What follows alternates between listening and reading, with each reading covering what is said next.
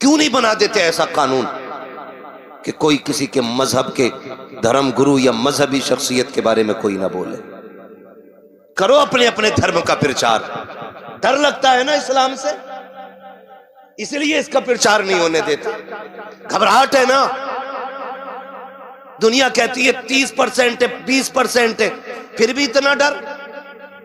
او بھائی، کائنات میں امن دینے والی ذات میرے حضور کی ذات ہے، شانتی بانٹنے والی ذات میرے حضور کی ذات ہے.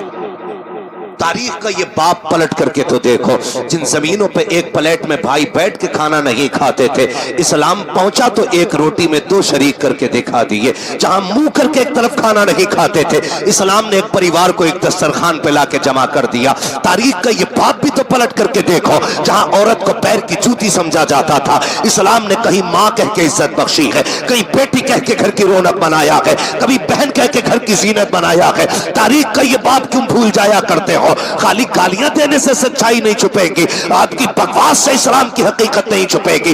جتنی گالیاں دو گے، یاد رکھو اسلام کی فطرت میں قدرت نے لچک دی ہے، جتنا کہ تباہ ہوگے اتنا ہی ہرا ہوگا. امریکہ جا کر کے دیکھو، روز بروز لوگ کلمہ پڑھ رہے ہیں. فرانس جا کر کے دیکھو، اسلام کی تعداد بڑھ رہی ہے. جاؤ دنیا کے ملکوں کا جائزہ لے لو، تم جتنا مٹانے پہ لگے ہو یہ اتنا بڑھتا جا رہا ہے. اور خدا کی قسم، اسلام کسی بیساکھی پہ نہیں چلتا ہے، جھوٹی کہانیوں پہ نہیں چلتا ہے.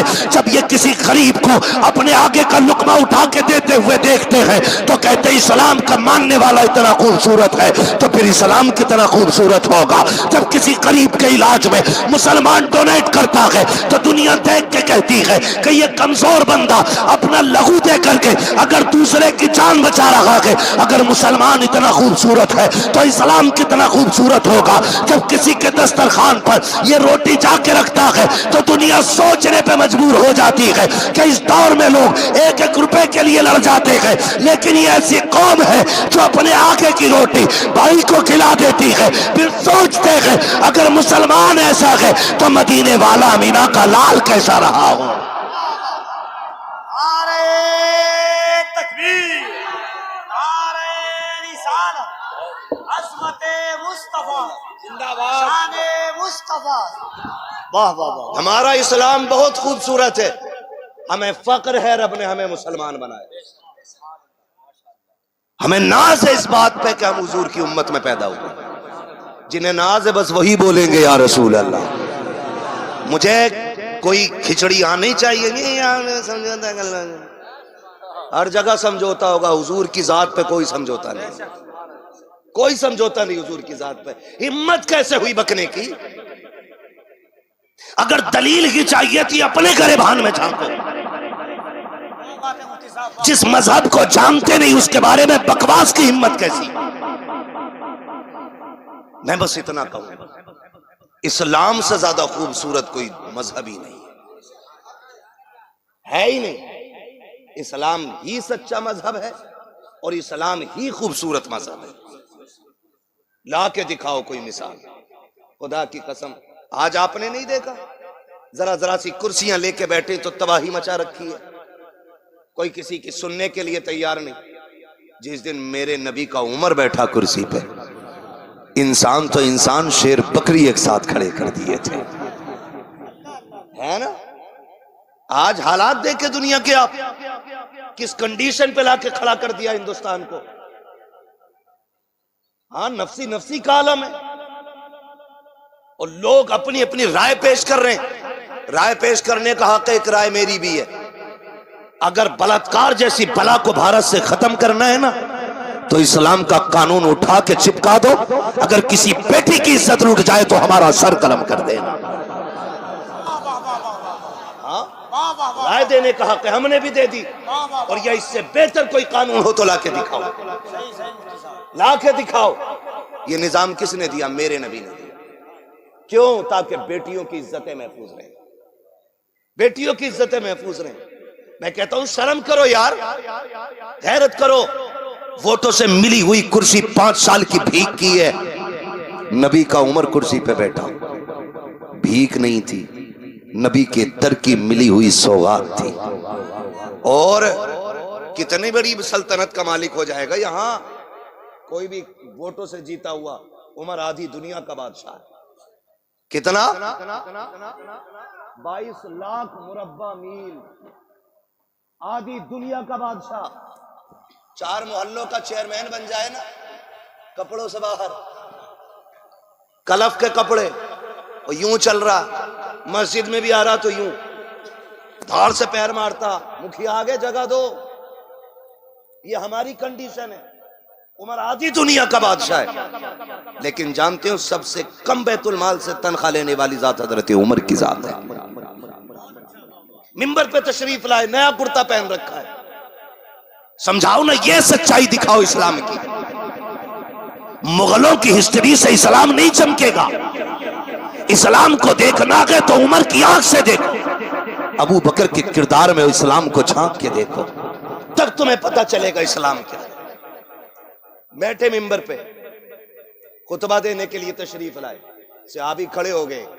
عمر ٹھہرو, خطبہ بعد میں ہوگا, پہلے یہ بتاؤ نیا کرتا کہاں سے لائے. ہے پاور آج کسی میں کوئی نیتا سے ٹوک دے کہ وہ جو کالونی آئی تھی آدھے پیسے کدھر گئے,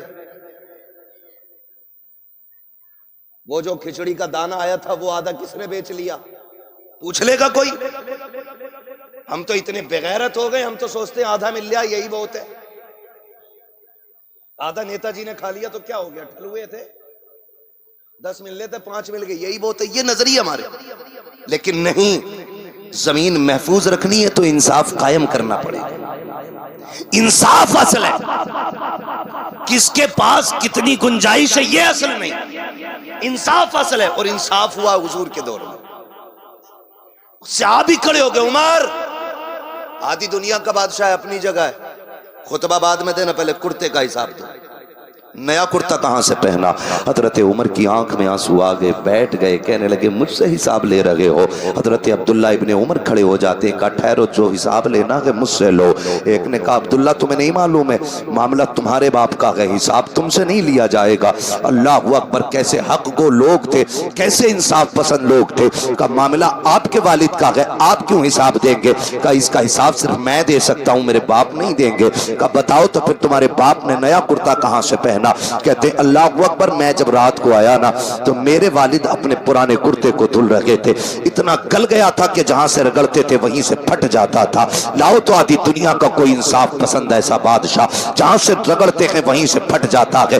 میں نے کہا ابا جی اس پھٹے ہوئے کپڑے کو کیا کریں گے, اس کو کیوں دھل رہے ہیں؟ میرے باپ نے کہا تھا بیٹے بتا تو صحیح, اس کے علاوہ عمر پہ کوئی کرتا بھی تو نہیں ہے. کہا ابا جی کوئی اور بنا لیتے. میں نے کہا کپڑا نہیں ہے. میرے باپ نے جب اتنی بات کہی, میں نے کہا ابھی تو ابھی تو مال غنیمت سے کپڑا ملا تھا, اس کا کیا بنا؟ کہا بیٹے سب کو برابر کپڑا ملا, لیکن عمر کا قد بڑا ہے, کپڑا اتنا بڑا نہیں تھا جو عمر کا پورا کرتا ہو جاتا, کپڑا چھوٹا ہے اس لیے میں نے کرتا نہیں بنایا. حضرت عبداللہ ابن عمر کہتے ہیں میں دوڑتا ہوا گیا, جتنا کپڑا میرے باپ کے حصے میں آیا تھا اتنا کی میرے حصے میں آیا تھا, میں نے لا کے اپنی طرف سے باپ کی بارگاہ میں وہ کپڑا پیش کر دیا. میرے باپ نے اپنے حصے کا کپڑا اور میرے حصے کا کپڑا بنا کر کے ایک کرتا بنایا ہے. کہا عمر نے ابھی تک کسی کا حق نہیں مارا ہے, ایک رتی ایک پائی بھی عمر پہ کسی کا حق نہیں ہے. اللہ اکبر, یہ امیر المومنین فاروق اعظم ہے.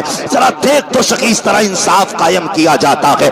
آج ہماری پنچایتیں ہوتی ہیں تو امیروں کے حق میں فیصلے کر دیے جاتے ہیں, غریب کی طرف آنکھ مار کے دبا دیا جاتا ہے. غلطی امیر کی ہوتی ہے پھر بھی معافی غریب سے منگوائی جاتی ہے. چل تو ہی معافی مانگ لے, چھوٹا نہیں ہو جائے گا. یہ اسلام کا قانون نہیں ہے. اسلام کا قانون تو یہ ہے, ایک ہی سب میں کھڑے ہو گئے محمود و ایاز, نہ کوئی بندہ رہا نہ کوئی بندہ نواز. یہ نظام میرے مصطفیٰ نے دیا ہے. کہاں گئے وہ کتے جو مصطفیٰ پہ بھونکتے ہیں؟ لا کے دکھاؤ ایسا انصاف پسند. اگر تمہارے دلال مجرم ہوتے ہیں تو سائد کر کے کسی بے گناہ کو آگے کر دیتے ہو. اگر تم کہیں مجرم پائے جاتے ہو تو اپنوں کو بچا کر بے قصور کو آگے بڑھا دیتے ہو, اس لیے کہ قلم تمہارے ہاتھ میں ہے, نظام تمہارے ہاتھ ہاتھ میں ہے. آ تجھے بتاؤں دیش کیسے چلتے ہیں, قانون کیسے بنتے ہیں. وہ جو کائنات کے لیے قانون بنانے آیا ہے, دنیا کو سکون بانٹنے آیا, اور خالی ہاتھ نہیں بلکہ کائنات کی کنجیوں کی چابیاں اپنے ہاتھ میں لے کر کے آیا, جس کے بارے میں میرے امام نے کہا تھا تو جہاں کی نعمتیں ہیں ان کے خالی ہاتھ میں.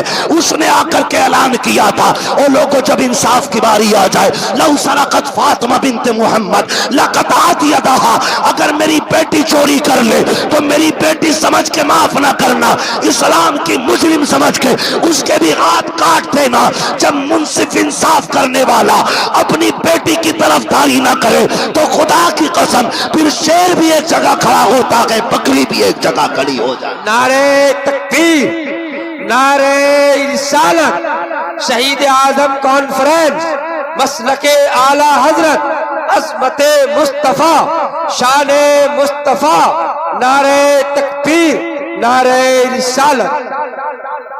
بہت عمدہ, بہت عمدہ. بھائی میرے امام نے بچپن کی حضور کی عادت بیان کی, بھائیوں کے لیے ترک پستہ کریں, دودھ پیتے کی نسبت پہ لاکھوں سلام. یہ میرے امام نے, خدا کی قسم ایسے انصاف قائم ہوتا ہے. تمہاری محفلوں میں کبھی منہ دیکھ کے انصاف نہیں ہونا چاہیے, منہ دیکھ کے پنچایت نہیں. اگر رب نے تمہیں اس لائق بنایا کہ تم فیصلے کرو تو پھر انصاف کرنا, ورنہ قیامت میں جو ترازو لگے گی ایک ایک بال تول دے گی, وہ ایک ایک بال تول دے گی. زندگی کوئی یہ دائمی نہیں ہے, موت آنی ہے, موت آنی ہے. اور یاد رکھیے گا, جو جتنا زیادہ طاقتور ہے اس کو اتنا زیادہ ڈرنا چاہیے. حضرت علی سے کسی نے کہا, حضرت علی سے پوچھا تھا, حضور حضور ایک بات ہے, کہا بولو. کہا حضور یہ بتائیں کہ غریب سے زیادہ ڈرنا چاہیے یا امیر سے؟ آپ نے فرمایا غریب سے زیادہ ڈرنا. کہا کیوں؟ کہ اگر امیر کو ستاؤ گے تو وہ اپنی طاقت سے بدلہ لے لے گا, لیکن اگر غریب کو دباؤ گے تو اس کا بدلہ اللہ لیتا ہے, اس کا بدلہ اللہ لے گا. اور بھائی سوچ سمجھ کے فیصلے کرنا, سوچ سمجھ کے فیصلے کرنا, معذرت کے ساتھ. بھائی کفیل بیٹھے ہوں, یہ تمام تر ذمہ دار علماء بیٹھے ہیں, یہ ہمارے سر کے تاج ہیں. اور آپ میں کتنے نوجوان پردیس رہتے ہوں گے, کیا گفتگو ہے مفتی صاحب, رہتے کہ نہیں؟ بولو, پردیس رہتے کہ نہیں؟ میرے اکثر نوجوان کوئی بہن کے ہاتھ پیلے کرنے کے لیے زندگی پردیس کاٹ گیا, گھر پلٹا تو بیٹی جوان ہو چکی تھی, پھر بس سامان اٹھایا پھر پردیس چلا گیا, اسے پتہ ہی نہیں چلا زندگی کدھر گزر گئی. جب لوٹا تو بال سفید ہو چکے تھے, کتنے اپنے قبرستان جا چکے تھے, لیکن جب گھر آیا پھر بھی ہاتھ خالی تھے. وجہ کیا ہے؟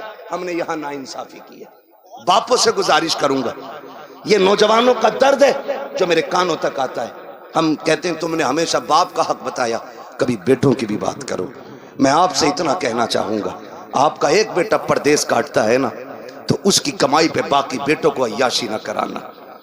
ہوتا یہ ہے کہ ایک سعودی میں 10 سال سے پڑا ہے اور ایک 8 سال سے گاؤں میں کالر کھڑے کر کے گھوم رہا ہے, ادھر ادھر گھوم رہا ہے, کپڑوں کا کلف دکھاتا, پیسے والا ہے. اس ٹھلوے کی کوئی کمائی نہیں, یہ تو اتنا بے غیرت ہے جو بھائی کی کمائی پہ ٹکڑے توڑ رہا ہے. اس کے کلف پہ نہ جانا, کمائی تو اس کی ہے جو پردیس پڑھا ہے, کلف میں جو چمک ہے اس کی جدائی کی ہے جس نے بچے چھوڑ کے پردیس کاٹا ہے. خدا کی قسم عیدیں ہم پردیس میں رہ کر کے ہم جانتے ہیں کتنی عیدیں ہم کو میسر نہیں ہوتی ہے, کتنے تہوار ہمارے چھوٹ جایا کرتے ہیں. کوئی اعلیٰ حضرت کا واسطہ دے کے بلاتا ہے, کوئی غوث پاک کا واسطہ دے کے بلاتا ہے, کوئی خدا کا واسطہ دے کے بلا لیتا ہے. لیکن جانتے ہو پیارے, جب عید کے دن دنیا خوشیاں مناتی ہے, ہم کسی سفر میں ہوتے ہیں, ہمارے بچے ہمیں فون کر کے کہتے ہیں تم کب آؤ گے, رونے کے سوا ہمارے پاس کوئی چارہ نہیں ہوتا ہے. ہم ایک دن کے لیے بچوں سے جدا ہو جاتے ہیں, ہمارے بچوں کا دن مشکل ہوتا ہے. تو اس پردیسی کے بارے میں کیا کہو گے جس نے 10 سال سعودی میں بیٹھ کے کاٹ دیے, دبئی میں بیٹھ کے جس نے 15 سال گزارے ہیں تاکہ میرا باپ عزت کے ساتھ میری بہنوں کے ہاتھ پیلے کر سکے, بیٹیاں عزت سے رخصت ہو سکے. تم نے کتنی بڑی ناانصافی کی ہے, وہ دبئی سے سعودی سے پیسے بھیجتا رہا, تم کلف لگے کپڑے پہنتے رہے, جب وہ پلٹ کے آیا پھر خالی ہاتھ تم نے دکھا دیا. بیٹے کچھ بھی تو نہیں بچا ہے, پھر وہی غربت کی غربت ہے. او بھائی وہ تو عادی ہو چکا ہے پردیس کاٹنے کا, اس سے پوچھ تو سکی وہ کتنی راتیں رویا ہے اولاد کی جدائی میں, کتنے دن اس نے رو کے گزارے ہیں اپنے بچوں سے دور رہ کر کے باپ کی ذمہ داری یہ تھی اگر وہ پردیس کاٹ رہا تھا تو وہ تیرا کفیل تھا، تیری اولاد کا نہیں، تیری ذمہ داری تھی اس کے ٹکڑے کھانے کی، شریکوں میں بانٹنے کا تجھے حق نہیں ہے، اس کے پیسے کو اس کے لیے بچا کے رکھتا، 10 سال کاٹ کے وہ آتا اتنا سہارا اٹھا کے دے دیتا، بیٹے اب پردیس نہ جانا، تو نے بہنوں کے لیے 20 سال کاٹے ہیں، 10 سال کاٹے ہیں، میں نے تیری بیوی کو بیوہ کی طرح روتے دیکھا ہے، تیرے بچوں کو یتیم کی طرح بلکتے دیکھا ہے، اب بیٹے بچوں سے جدا نہ ہونا، لیکن ہماری بغیرتی اور ہماری بے حسی کا عالم یہ ہے کہ جب پردیس سے لوٹ کے آتا ہے خالی ہاتھ دکھا کے کہتے ہیں جو تو نے دیا تھا ہاتھوں ہاتھ خرچ ہو گیا، وہ یار پتا تو صحیح یہ انسان نا انصافی کیوں کی ہے، ہر بات کی ذمہ داری ہے، اسلام کا قانون ذہن میں رکھیے گا، اسلام تو یہ کہتا ہے جب بچے جوان ہو جائیں ان کا نقفہ باپ کے ذمہ نہیں رہتا ہے، کیوں کہا اسلام نے اس بات کو؟ آخر اسلام بھی تو کہہ سکتا تھا کہ 25 سال تک باپ بیٹے کو پالے گا، یہ بھی تو کہہ سکتا تھا 20 سال پالے، لیکن اسلام نے یہ کہا ہے جب بچے جوان ہو جائیں ان کا نان و نفقہ، ان کا کھانا پینا، ان کا خرچہ باپ کے ذمہ نہیں ہوتا ہے، گویا اسلام مزاج دے رہا ہے جب تیرا بچہ سمجھ بوجھ کے لائق ہو جائے تو پھر اسے اس کے پیروں پہ کھڑا کر دو تاکہ آنے والے دور میں یہ اتنا مضبوط ہو جائے کہ جب یہ نکاح کرے تو اسے چوری کرنی نہ پڑے، اسے بیاض نہ لینا پڑے، اسے سود کا کاروبار نہ کرنا پڑے، اسی کو اس کا حق نہ ماننا پڑے، اس کو قتل و غارت گری نہ کرنی پڑے، اپنے بچوں کو پیروں پہ کھڑے کر دو، خدا کی قسم آدھی بیماریوں کا خود بخود جنازہ نکل جائے گا اور تم بھی یہ کہو گے واہ کیا اچھا ہوا ہے ہم نے محمد کا دامن کیا تھاما، ہماری دنیا بھی سنور گئی ہے آخرت بھی سنور گئی ہے۔